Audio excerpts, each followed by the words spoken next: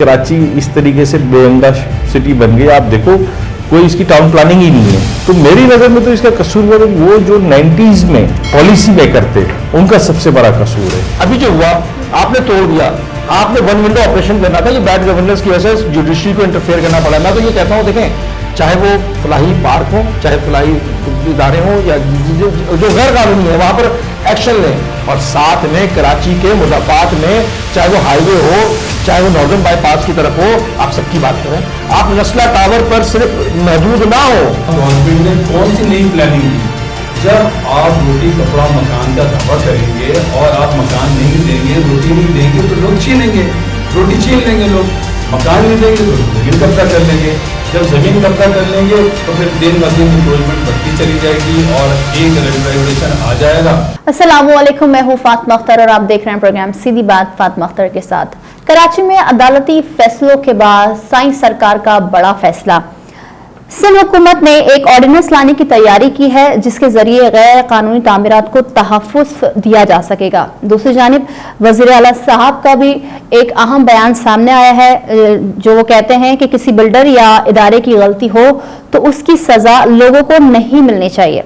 सिंध में 6000 से ज़ायद गैर कानूनी सोसाइटीज़ को सिंध हुकूमत अब रेगुलाइज करने जा रही है। ये ऑर्डिनेंस मसले का हल साबित होगा या खुद एक मसला बन जाएगा, और सवाल ये उठता है कि तमाम सियासी जमातें इस रेगुलाइजेशन का हिस्सा बनेगी, उनकी जानिब से हाँ का लफ्ज़ सामने आएगा और सब मुत्तफ़िक़ राय करने के बाद क्या ये ऑर्डिनेंस पास हो पाएगा, या 18वीं तरमीम के बाद जो सिंध हुकूमत और वफाक की हुकूमत में जो एक जंग जारी है इसमें भी ये मामलात होंगे। इस तमाम तरह सूरत हाल पर आज हम अपने प्रोग्राम में बात करेंगे। इस तमाम तरह सूरत हाल पर बात करने के लिए मुझे स्टूडियो में ज्वाइन किया है साबिक सीनियर वाइस चेयरमैन आबाद है मोहम्मद अनवर दाऊद साहब, और साथ ही साथ MKM पाकिस्तान के सीनियर रहनुमा है रेहान हाशमी साहब, आपके भी वक्त का बहुत शुक्रिया। और खुर्शीद आलम साहब हैं सीनियर कन्वीनियर जो है मली डेवलपमेंट अथॉरिटी है और मेंबर आबाद है, आपके भी वक्त का बहुत शुक्रिया। सर, बहुत इंपॉर्टेंट टॉपिक, और कराची में जिस तरह से अदालती फैसले आ रहे हैं, उसके बाद नस्ला का मामला हो या दीगर मामला हो, अलबारी का मामला अभी जब चीफ जस्टिस साहब आएंगे उसका फैसला होना है, रिपोर्ट तलब कर ली जा चुकी है। मगर सिंध हुकूमत की जानिब से कल एक ऐलान किया गया कि ऑर्डिनेंस ला रहे हैं, जिस तरह से पंजाब में गैर कानूनी तामीरात है उसको रेगुलाइज करने के लिए जो कमीशन बनाई गई है, जो ऑर्डिनेंस पास किया गया है, अब उस तर्ज का ऑर्डिनेंस सिंध में भी लाया जा रहा है। तो आप क्या समझते हैं कि ये बिल्डर्स के लिए अच्छा है? जो बेचैनी पाई जा रही है कराची में, बिल्डर सुकून की नींद सो सकेगा? देखिए, इसके लिए सबसे पहले तो है ना समझना पड़ेगा ये रेगुलाइज लाने की जरूरत क्यों महसूस हुई है, क्या हुआ है कराची के साथ और कैसे हुआ है। ये एक लॉन्ग टाइम स्टोरी है। इसमें आप ये समझे कि जिस तरीके से कराची की पॉपुलेशन बढ़ी है, आप अगर 1960 की बात करें तो 1 मिलियन के करीब हम थे, फिर जो टाइम निकलता गया तो 70s के बाद हम जब 40-45 मिलियंस पे हो गए, तो उस वक्त जो पॉलिसी मेकर थे उनको एक ख्याल आया कि यार ये शहर को हम कोई पॉलिसी दे, तो उन्होंने एक 6 रोड को 78 में कराची की 6 सड़कों को कमर्शलाइज करने की, चेंज ऑफ लैंड यूज करने की पॉलिसी बनाई। तो 78 की बात है वो। फिर ये पॉलिसी कभी 2-5 साल चली, फिर इसके बाद बंद हुई, फिर चली, फिर बंद हुई। 90s के अंदर भी ये स्टार्ट हुआ, फिर 90s में फिर बंद हो गई। 2002 के अंदर ये कमर्शलाइज की चेंज ऑफ लैंड की पॉलिसी ये भरपूर तरीके से आई, और फिर ये 6 रोड से 17 हो गए, 17 से फिर ये 26 रोड पे चले गई। इसका मकसद यही था कि जिस तरीके से पॉपुलेशन बढ़ रही है तो लोगों को रहने के लिए जगह चाहिए, तो वो जगह देनी थी रहने के लिए कि इतनी बड़ी पॉपुलेशन को कहीं तो रखेंगे ना। तो वो जो पॉलिसी जिन्होंने बनाई है वहां से फॉल शुरू हुआ है। उन्होंने सही डेटा कलेक्ट करके उसकी पॉलिसी नहीं दी। उससे हुआ क्या कि कुछ लोग, भरी तादाद में लोग माइग्रेट करके पूरे पाकिस्तान से कराची शिफ्ट हुए, और अभी भी हो रहे। वो क्यों हो रहे? उनको यहाँ पर रोजगार मिलता है। तो उनमें से बहुत बड़ी तादाद थी वो जहां आई, जहां उनको जगह मिली वहां उन्होंने अपना घर बना लिया। लीगल कितना परसेंट होगा और इलीगल कितना परसेंट होगा? जहां तक मेरी इंफॉर्मेशन है कि हम लीगल साइड के ऊपर अब जाए ना इस सिटी को, तो हम 20% से भी कम है। तो अब ये बिगाड़ ऐसा हो गया कि आप इसमें 80% से लगभग आप ये जो ना इलीगल के ऊपर जा चुके। अब इसका कसूर किसको बोलेंगे? बिल्डर को, जो लीगल काम करते, जो बिल्डर, क्योंकि बिल्डर की भी कैटेगरीज है। बिल्डर एक वो बिल्डर है जो आबाद के प्लेटफॉर्म से काम करता है, वो अप्रूवल करवाता है, टैक्सेस भरता है, सब कुछ काम करते हैं। तो मैं नस्ला की बात करूंगा, मैं बात करूंगा नस्ला की भी, ठीक है ना। तो वो टैक्सेस भरते हैं, वो कितनी परसेंट यहाँ पे कंस्ट्रक्शन करते हैं और कितना परसेंट काम करते हैं, बहुत लिमिटेड काम है, ठीक है ना। इसी तरीके से जो इलीगल साइड है, वो बिल्डर है, वो आबाद के मेंबर तो नहीं है, वो कंस्ट्रक्शन कर रहे हैं, ठेकेदार बोलेंगे उसको। बेसिकली ये जो नाम लगता है बिल्डर माफिया, एक्चुअल में ठेकेदार माफिया है। तो वो इलीगल काम करते ही।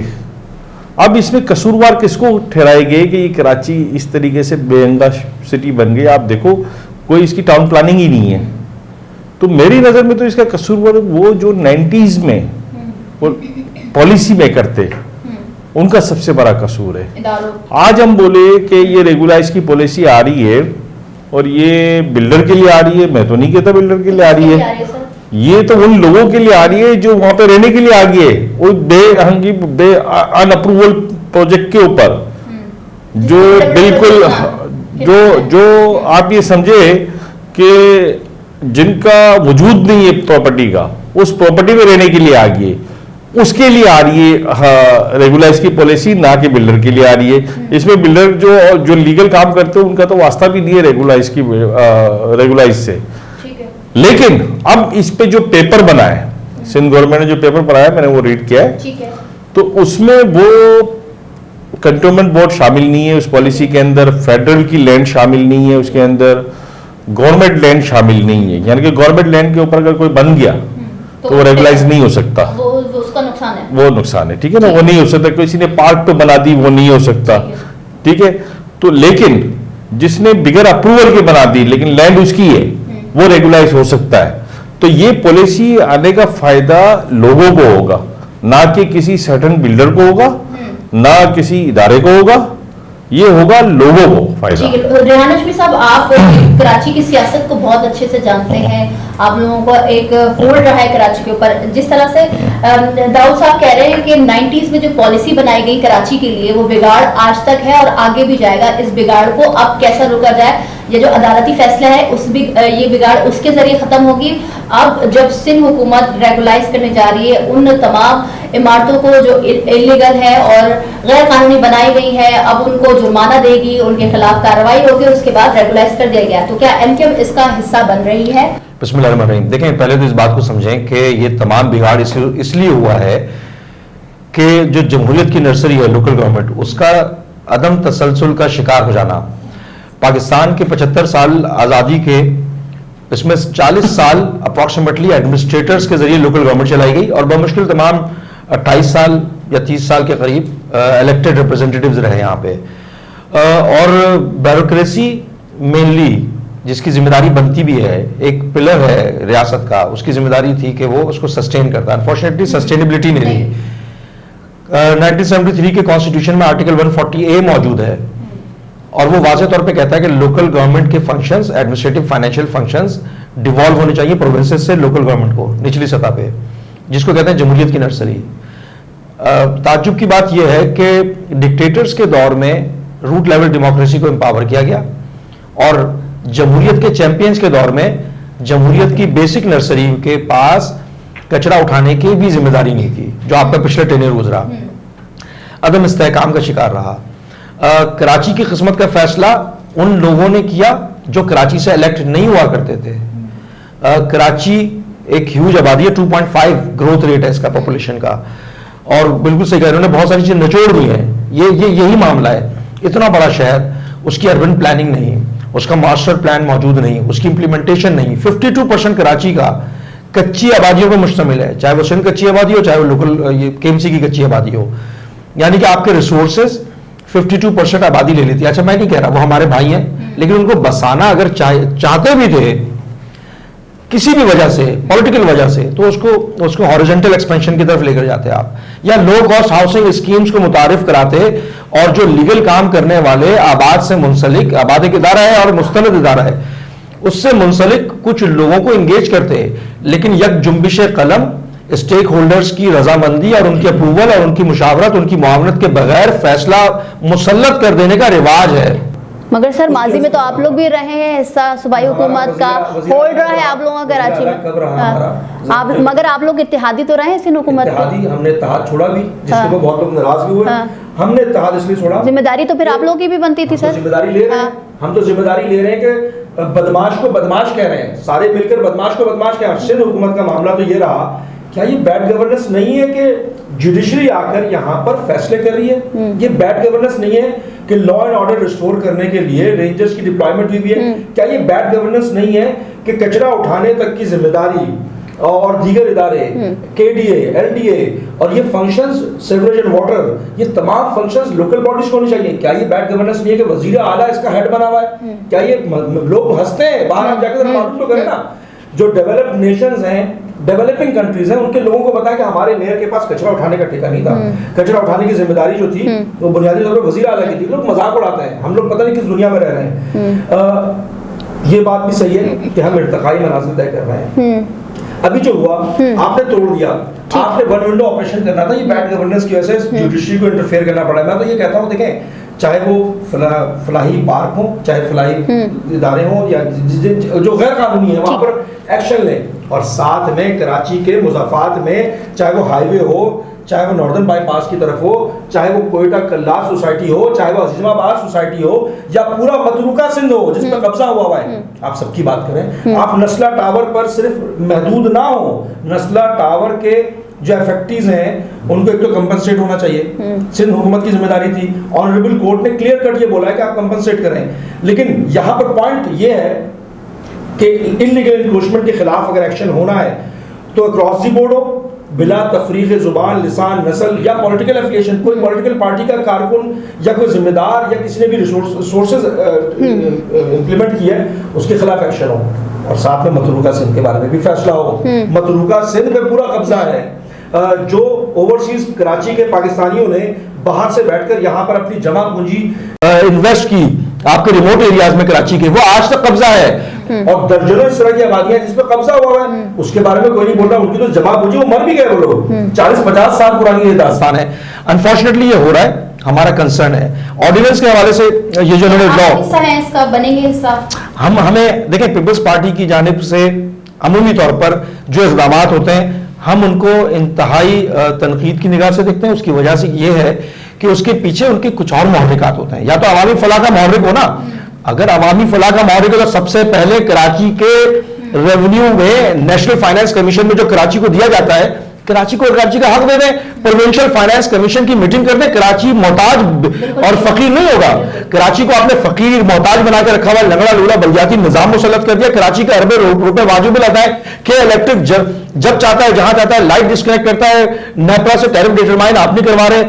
एनर्जी डिपार्टमेंट जो एनर्जी मिनिस्ट्री आपकी, उसने उसको लेवरेज इतना दिया हुआ कि इलेक्ट्रिको के वो जितना चाहे बिल बना के लेता है। बेशुमार चीजें हैं। नहीं बनने जा रहे। हम अभी हम इसके बारे में कोई अभी हतमी तौर पर फैसला नहीं किया, क्योंकि हम गो थ्रू कर रहे हैं और हम मशकूक निगाहों से देख रहे हैं इनको। हमें शक है इनके नियत पे। खुर्शीद आलम साहब, जिस तरह से मशकूक, रेहान कह रहे हैं कि मशकूक नजरों से हम देख रहे हैं, और दाऊद साहब कह रहे हैं कि हमें तो कोई फायदा नहीं होगा, जो कि आबाद के मेंबर्स है जो सही काम कर रहे हैं उनको तो कोई फायदा नहीं होगा। तो फिर ये किसके लिए बनाया जा रहा है, ये रेगुलाइजेशन क्यों की जा रही है? देखिए, मैं ये सबसे पहले कहूँगा कि हमें बहुत पीछे जाना चाहिए। जैसे अनवर भाई ने कहा कि ये क्यों हुआ, इसकी ज़रूरत क्यों पेश आ रही है। असल में हुआ ये कि माज़रत के साथ रेहान भाई बैठे हैं, हमारी जितनी सियासी जमातें हैं जब से हमारा मुल्क वजूद में आया, उस वक्त से आज तक ये देखें कि जब कोई गवर्नमेंट आ जाती है, वो कोई भी XYZ सिंध में गवर्नमेंट जिसकी भी रही हो, मैं नहीं जाना चाहता, क्या जो गवर्नमेंट रही उसने अपनी अपनी वो जिम्मेदारियाँ पूरी की? क्या MKM जब थी तो MKM ने अपनी जिम्मेदारियाँ पूरी की? क्या पीपल्स पार्टी ने अपनी जिम्मेदारियाँ पूरी की? MKM ने बहुत काम किया शहर के लिए, बहुत कोशिश की, लेकिन कहीं कहीं MKM के जाके पर भी जल जाते हैं। लेकिन मैं ये कहता हूं कि क्या आवाम के लिए कोई हाउसिंग सोसाइटी बनाई गई, कोई नई स्कीम लाई गई? मैंने आपसे पहले भी अर्ज किया है कि आप जरा पीछे जाके देखें कि 18 में गुलशन इकबाल आया और लास्ट 20 ईयर्स 63 टाउन आया। इसके अलावा गवर्नमेंट ने कौन सी नई प्लानिंग दी? जब आप रोटी कपड़ा मकान का दावा करेंगे और आप मकान नहीं देंगे, रोटी नहीं देंगे तो लोग छीनेंगे, रोटी छीन लेंगे लोग। मकान नहीं देंगे तो लोग जमीन कब्जा कर लेंगे।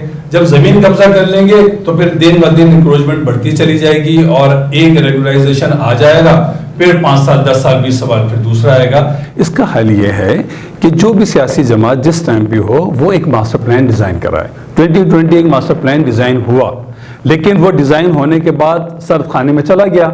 अगर 2020 मास्टर प्लान पे अमल हो जाता तो आप स्कीम 45 पे चले जाएं, नॉर्दर्न बाईपास पे चले जाएं, सुपर हाईवे पे चले जाएं, अगर उस पर प्लान हो जाता तो शहर का काफ़ी लोड उधर कन्वर्ट हो जाता।